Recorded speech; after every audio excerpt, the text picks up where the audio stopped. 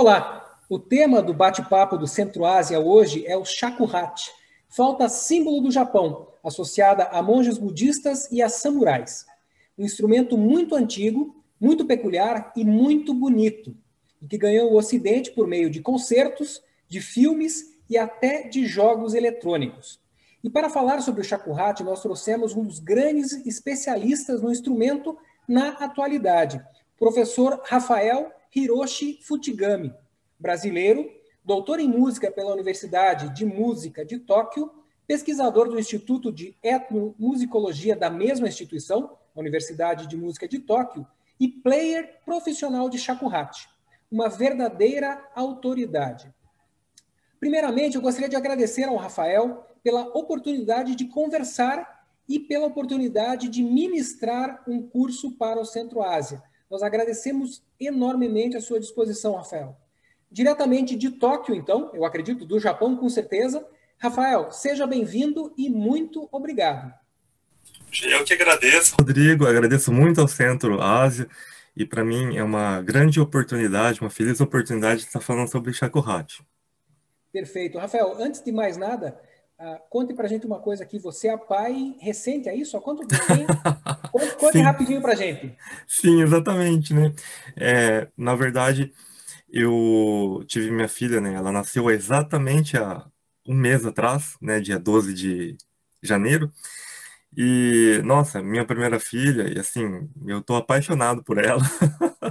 E assim, desde quando ela tava lá na barriga da mãe dela, eu já tocava shakuhachi, né, do lado de fora. Então, coitada, né? Eu já tô submetendo ela a isso desde cedo. Muito bom. A sua esposa, ela é japonesa, ela é brasileira? Minha esposa, né, assim como eu, ela é nascida no Brasil, descendente de japoneses, né? E ela é cantora de Minho, que é música folclórica japonesa, e tocadora de shamisen. Que bacana, que É. bacana. E E, aí, assim, eu vim há 6 anos atrás para o Japão para fazer o doutorado, né? E depois acabei ficando por aqui. E ela veio há 5 anos atrás, né? E ela fez o mestrado em música também sobre o Minho aqui no Japão. hoje você se sente mais brasileira ou mais japonês? Ou essa é uma pergunta tola da minha parte? Não é uma pergunta tola. Como que eu posso falar? É difícil responder essa pergunta, né? Inclusive, na minha tese de doutorado, né, ela foi dividida em 4 capítulos. O quarto capítulo, eu usei a técnica de autoetnografia, né, para pesquisa. Ou seja, você usar a história pessoal, né, pode ser a sua mesmo, que foi Aquela o coisa caso, do Wikivacam, por exemplo? e que, se você fala autor, Isto. ah, Então, eu usei mais a Alice Caroline. perfeito. E uma coreana também que eu acho que é Hee Won Chan, eu não sei exatamente a pronúncia do nome dela, mas ela é muito famosa nessa área da autoetnografia, né? E aí, uma das questões que eu trabalhei foi tá, resgatando a minha história, né? Desde a infância até meu encontro com o shakuhachi, né? Como isso modificou minha vida, e tentar responder essa pergunta com relação à identidade, né? Uhum. Que é uma coisa dificílima, né, de se responder. Mas, assim, resumindo toda a história, a conclusão que eu cheguei é que, justamente por ser descendente de japoneses, nascido no Brasil, mestiço, no caso, a família da minha mãe descendente de italianos, a família do meu pai de japoneses, e agora está morando aqui no Japão, então tem toda uma mistura de coisas interiores e contexto externo, né? A conclusão que eu cheguei é que a identidade ela vai se adaptando e se movendo de acordo com as circunstâncias, né? Uhum. Então, até hoje, né, tanto entre brasileiros como entre japoneses, né, é muito comum ouvir perguntas do tipo, mas você come natto, que é aquela soja fermentada, né? Ah, eu como. Quando eu respondo isso para um japonês, nossa, você é bem japonês já, né? Então, não só de dentro da minha própria pessoa, mas também as pessoas ao redor, elas fazem perguntas, muitas vezes testando a identidade, o quanto você é japonês, o quanto você é brasileiro, né? Uhum. Mas a verdade é que eu não me sinto 100% uma coisa, nem 100% outra, né? É, então, eu tenho formas de pensar, de viver, gostos pessoais, assim, que são bem japoneses, e outros, assim, que eu sinto que são bem brasileiros também. Então, é realmente uma mistura, né? Que bacana, quer dizer, você, vamos dizer assim, você tem uma identidade na fronteira e você transita pela fronteira para lá e para cá, e isso é bom, né? Certamente tem as suas tensões, mas também é bom. Muito mais sendo brasileiro, descendente de italiano e com japonês ainda por cima, né? Sim. O que eu acho muito interessante é que eu faço negociação no sentido antropológico da minha identidade, né? Então, por exemplo, quando eu estou aqui no Japão, eu gosto de usar, gosto não, na verdade não é que gosto, eu percebi que seria melhor eu usar meu nome Rafael, né? Eu tenho três nomes, né? Rafael, Hiroshi, Futigami, e é melhor eu uso meu nome Rafael aqui e eu divulgo, eu sou um brasileiro tocando shakuhachi, Uhum. e olha, eu vim do outro lado do mundo para tocar esse instrumento maravilhoso, né? Então, é dessa forma que eu trabalho e me expresso aqui, né? E, mas, ao mesmo tempo, eu tenho uma raiz no Japão, meus avós, bisavós vieram daqui, então Uhum. eu sou brasileiro, mas eu quero proteger essa cultura dos meus ancestrais, né? Dessa forma que eu tenho agido aqui. Já no Brasil, o pessoal do Shakuhachi, muita gente me chama de Hiroshi. E mesmo quando eu estava na escola, mesmo que eu falava, "Ó, meu nome é Rafael, daí a pouco tava todo mundo me chamando de Hiroshi. Uhum. Então, no Brasil, vale muito mais a pena eu ser o descendente japonês, ou o japonês, né, entre aspas, que está tocando shakuhachi, né? Porque isso dá mais autenticidade. Uhum. Pode ser um aspecto superficial, apenas de imagem, né? Mas dá um pouco mais de autenticidade àquilo que eu estou fazendo, né? Então, é interessante porque muita gente, né, passa por um certo drama, né? Ah, no Brasil eu sou japonês, no Japão eu sou brasileiro. E faz disso um drama, pessoal. Eu Uhum. faço disso minha diversão e uso isso para o bem do shakuhachi, assim, acredito. Que fantástico. Rafael, você, portanto, você vê, né? Que trajetória incrível essa que você tem, né? Que veio a desaguar numa criança nascida no Japão, né? Então, conta pra gente, Rafael, como é que foi a tua trajetória? Que história é essa de você procurar e encontrar uma flauta tão peculiar quanto é o shakuhachi? Como é que você chegou até o shakuhachi e como é que você chegou aí à Universidade de Música de Tóquio? Nossa, ótima pergunta, né? Na verdade, assim, apesar de ser descendente de japoneses, na minha infância, né, e na minha adolescência, eu queria ser muito brasileiro, né? Eu gosto muito de choro, bossa nova, os ritmos brasileiros eu acho encantadores, né? E na época eu tocava flauta transversal e tocava em grupos de choro da minha cidade, São José do Rio Preto. Depois disso eu falei, não, vou estudar música clássica e acabei entrando no Conservatório de Música de Tatuí, depois na Unicamp para estudar música, né? E assim, eu não queria saber de nada da cultura japonesa. Eu, muito novo, para mim o Japão era o país onde meus tios vinham trabalhar como decassegue para juntar dinheiro. Esse era o Japão, assim, dentro da minha cabeça. Até o dia, né, em que eu fui fazer uma apresentação dentro de uma orquestra, né? E era em um evento de cultura japonesa, mas a orquestra, né? Uma orquestra comum, clássica, né? E aí a gente ia tocar uma música, uma peça japonesa, Hana, de Takiren Taro. E aí o maestro, ele falou assim, olha, o flautista, né? Já que essa música é japonesa, pensa no som da flauta como se fosse um shakuhachi. Aí eu falei, o que é isso? Shakuhachi. Eu fiquei com essa palavra na minha cabeça, né? E falei assim, nossa, ele me pediu algo que eu não sei fazer, né? Aí eu voltei para casa, a primeira coisa que fui fazer é a internet. E Uhum. ali eu encontrei um vídeo de uma pessoa tocando shakuhachi. E eu achei impressionante o instrumento, né? Porque como que a partir de uma simples flauta de bambu de 5 furos é possível extrair tanta sonoridade e tantas formas de se expressar, né? Então eu fiquei muito impressionado. Eu acostumado a tocar flauta transversal, sempre buscando um som bem limpo, um som bem homogêneo, procurando se aproximar do som do piano, por exemplo. De repente vi alguém tocando com som de vento também junto com o som limpo, né? Uhum. E é, expre- é, nuances de glissando e coisas assim que eu fiquei realmente muito impressionado, muito encantado. Estava procurando exatamente nessa época um tema para fazer uma pesquisa de iniciação científica na Unicamp. Uhum. E aí eu falei, tá aí, é um instrumento próximo do meu, a flauta transversal, né, o shakuhachi também é um tipo de flauta. Sou descendente de japoneses, apesar de que até o momento eu tinha tentado ignorar isso. E eu estava procurando um tema para fazer uma pesquisa, né, na universidade. Falei, então você juntou as três coisas, né?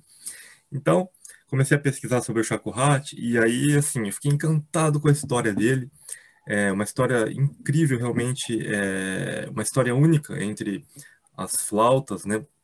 Mesmo entre os instrumentos tradicionais japoneses, ele tem um mundo à parte ali. Fiquei muito encantado com a história, aí não resisti, né? Acabei comprando um shakuhachi e iniciei meus estudos com ele, né?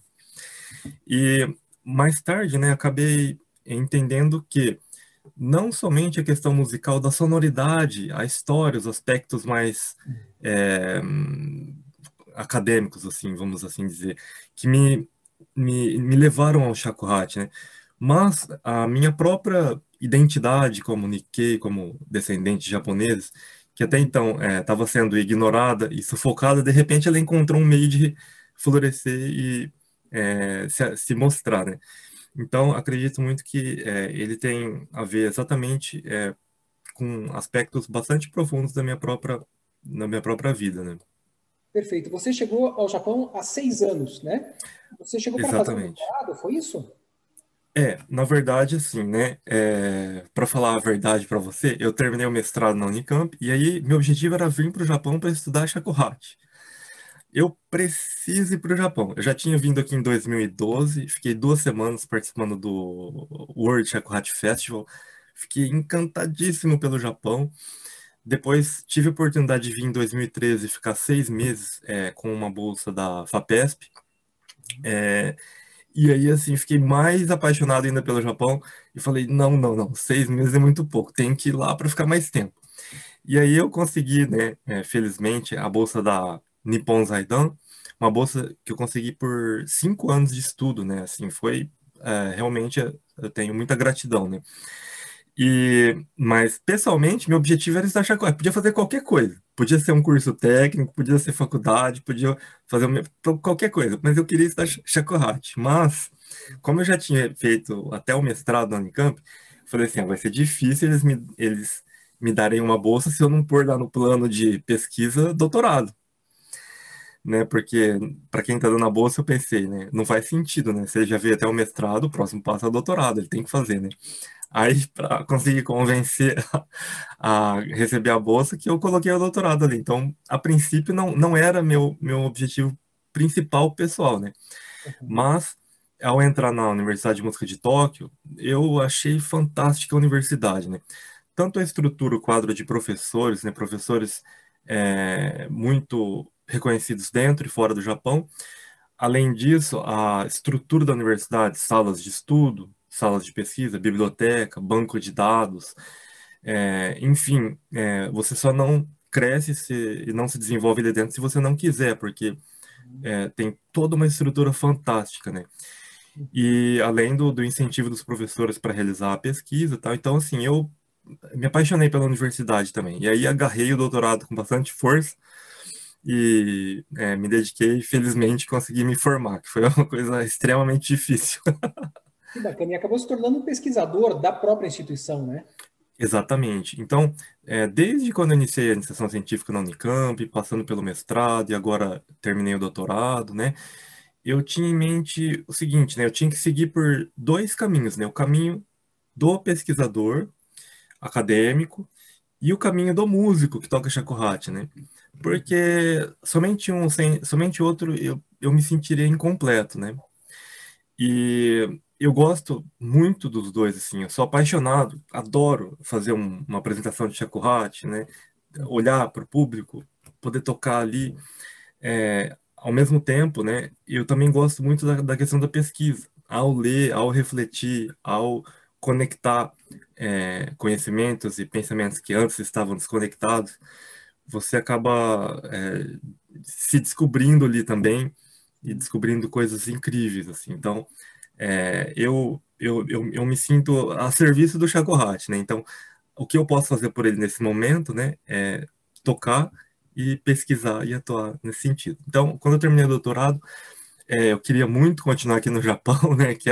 Queria ter a experiência de poder trabalhar aqui, não viver aqui apenas como estudante, né? Mas poder compreender esse aspecto da sociedade, né? Como é viver aqui trabalhando, né? E aí tive a grata oportunidade de que surgiu essa vaga para trabalhar como pesquisador no Centro de Etnomusicologia da Universidade de Tóquio. Na verdade, antes não existia essa vaga, né? Essa vaga foi criada exatamente no momento em que eu me formei, né? Então, acho Que que bacana. foi um presente de Deus, do universo, dos deuses, né? Enfim, Mostra no fundo que realmente. o pessoal gosta de você, né? Eu acho que sim, viu? Que Mas bacana. sabe, eu acho que eles gostam de mim porque eu gosto muito deles, na verdade, né? Então, eu, Legal. eu aqui no Japão tenho amigos brasileiros, claro, tenho amigos japoneses, tenho amigos de outros países, mas eu gosto muito dos japoneses, né? Eu gosto de fazer amizade com eles, gosto de trabalhar com eles. É uma coisa que eu adoro, assim. Mas não sou aquele brasileiro que sai do Brasil e fica falando mal do próprio país, porque eu adoro o Brasil também.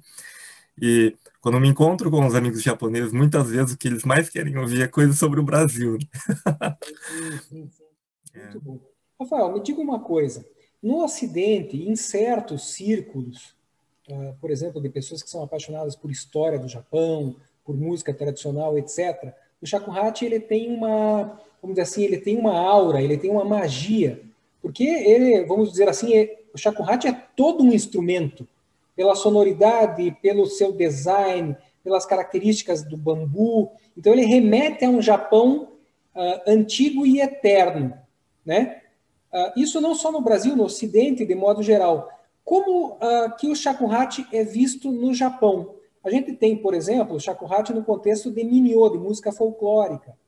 E a gente tem o shakuhachi, esse que me parece o mais reconhecido pelos ocidentais, no contexto da música religiosa. Como que o japonês médio, se a gente pode falar assim, vê o shakuhachi? O shakuhachi está para o japonês, por exemplo, como o choro está para o brasileiro, muita gente conhece, mas muita gente não conhece. Como que é isso? Ótima pergunta. Eu brinco falando assim, que o shakuhachi aqui no Japão é igual o saci pererê no Brasil. Se você falar a palavra saci pererê, todo brasileiro conhece. Mas se você perguntar, você já viu um? Todo mundo vai falar que não. Sensacional. Então, o shakuhachi aqui, atualmente, né, na década de 60, onde teve o boom dos instrumentos tradicionais, e tal, é um pouco diferente. Mas atualmente é muito difícil o japonês que teve contato direto com o shakuhachi, né? Então, não é tão difundido dessa forma, assim, né? Então, para o japonês médico, como você perguntou, o shakuhachi, sim, hoje ele está adquirindo um outro aspecto, assim, porque tem muita gente tocando música pop com ele, tem grupo de mulheres bonitas tocando shakuhachi, sabe, aquela coisa assim, que usa bem a questão visual, Uhum. também é muito interessante. Então, nossa, olha só, eles chamam de bidin, né, a mulher linda, né, então olha só, tem até bidin tocando shakuhachi, né, então tá adquirindo esse aspecto, mas até há pouco tempo, assim, era um instrumento de velho, era um instrumento assim. Você toca shakuhachi? Nossa, mas você é tão novo, por que você tá tocando shakuhachi? Parece que somente velho toca shakuhachi. Existia essa imagem aqui. É, e na época dos samurais, na época dos monges que tocavam shakuhachi, era um instrumento de pessoas assim, esse cara, será que ele é bom? Será que ele é ruim? Será que ele é bandido? Será que ele é monge? Era um instrumento meio assim, visto como uma coisa meio perigosa, meio assim, Sombria, incômodo, né? Hum? meio sombria. Meio sombria. Obrigado. E, na verdade, então de época em época essa imagem ela vai se alterando, né? Uhum. Agora, uma experiência muito interessante que eu tive, em um dos lugares que eu morei, tinha como é que fala? Um jardim de infância ali do lado. E tinha uma sala que todo mundo usava, uma sala comunitária, né? Aí eu ia lá de vez em quando tocar shakuhachi, né? E aí entrou duas criancinhas ali. Elas pararam, assim, ficaram olhando para mim, né? Aí eu falei, oi, tudo bem? Assim, aquela coisa, né? Quando você vê criança, né? Aí elas falaram assim, isso aí é flauta? E ela falou a palavra fruto, né? Que é flute, né? A palavra, eles pegam no inglês, né? Para falar a palavra flauta, né? Flauta transversal. Ou, né? Qualquer tipo de flauta. E eu falei assim, mas essa flauta chama shakuhachi, você conhece? Ela falou, não. Aí eu achei interessante porque a criança japonesa aprende primeiro a palavra flauta, para depois, lá mais para frente, em algum outro momento, conhecer a palavra shakuhachi, que é a palavra da cultura, né, original delas, devido a ser ao contrário, né? Então, isso acontece aqui, né? Nem sempre é tão acessível, nem sempre é tão divulgado, né? Tá bom. Rafael, dá uma palhinha para a gente de 30 segundos de Shakuhachi, o que você quiser, jazz, peça Hum. instrumental religiosa, para o povo ter uma ideia do que nós estamos falando. Ah, que legal. Claro, né? Porque é, se você falar de música sem ouvir música, Você pode até talvez não. mostrar o Shakuhachi um pouquinho, como que é? Ah, legal. Ah, bom, já que aproveitar a câmera, né? Mostrar um pouco mais de perto. Então, assim, esse, né? Shakuhachi, né? É uma flauta feita de bambu. E o interessante dele, né? É que a configuração de nós, ela tem um certo padrão, né? Então, aqui na região da raiz, né? Você tem um nó, dois, três. Esse aqui tá um pouquinho apagado, porque o fabricante deve ter lixado, mas aqui você tem três nós. Quatro, cinco, Uhum. seis e o sétimo aqui no bocal. Então, essa configuração de sete nós, ela é padrão. E você tem cinco furos, né? Quatro na frente e um atrás. Ah, isso aqui no meio é uma junta, né? Ele se desmonta, né? Então é para facilitar na hora de transportar. E o bocal dele, ele tem uma característica especial, na verdade, né? Porque ele tem um corte perpendicular ao bambu e um corte, assim, na forma de um chanfro, assim, né? E Uhum. aí, em cima desse chanfro, você tem um cortezinho como se fosse um U, Uhum. né? Então, essas características especiais que dão uma sonoridade bem diferente de outras flautas, né? Então, deixa eu ver, vou tocar um trechinho de uma música que chama Tabibito no Uta.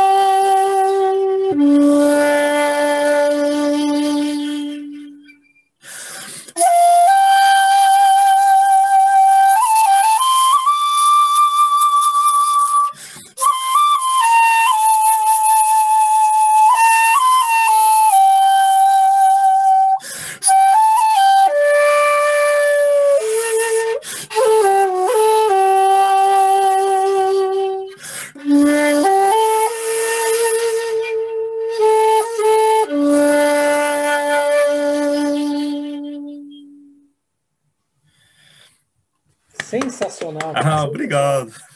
Cara, o Shakuhachi, ele é muito, ele é emocionante, né? Ele tem uma pegada de emoção que é sensacional e eu acredito que o público, quem não conhecia o Shakuhachi, conheceu agora, vai querer fazer o curso porque é sensacional e você é uma pessoa sensacional também e vai querer pesquisar mais. Eu sempre falo, né, quando eu conheci a Lina, eu falei para ela que eu me apaixonei que eu me havia apaixonado pelo Shakuhachi assistindo ao episódio do Cosmos, do Carl Sagan, que tocava Nossa, aquele, maravilhoso aquilo lá. que era aquela peça chamada Koku, né? Ai, sim, sim. Vacuidade. Então, em que ele falava sobre a batalha de Sekigahara e por diante. A partir dali, eu comecei a minha relação com o Shakuhachi. Cada um, né? Como dizem em japonês, né? Cada vida, uma vida, um encontro, né? E a gente encontra com o Shakuhachi e encontra com amigos também. Rafael, deixa, por favor, o convite para o curso, para as pessoas. Bom, então, espero que vocês tenham gostado de ouvir um pouquinho do shakuhachi. E o shakuhachi é uma flauta tradicional japonesa, né, que carrega dentro de si toda a identidade cultural do Japão. Então, é possível você encontrar na sonoridade do shakuhachi toda a filosofia, religiosidade, a cultura, as artes japonesas, de certa forma, estão dentro do shakuhachi. Assim eu acredito. E ao estar entrando em contato com o instrumento, ou ouvindo, ou tocando, ou ouvindo as histórias a respeito dele que a gente pretende abordar na palestra, né, o público poderá ter contato com essa cultura ancestral japonesa maravilhosa. Então, não percam a palestra, e ela vai estar recheada de informações e também de música do Shakuhachi que eu vou estar tocando e também palestrando. Então, não percam. Muito obrigado, Rafael. Cara, grande abraço. Aí no Japão agora já é sábado pela manhã, né? Sábado de manhã. Nós estamos aqui na sexta-feira à noite ainda. Rafael, muito obrigado. Até o curso. E para o momento, vai curtir a sua filha e a sua esposa, tá bom? Muito Grande abraço. obrigado, Rodrigo. Um abração. Tchau, Até tchau. mais. Até mais.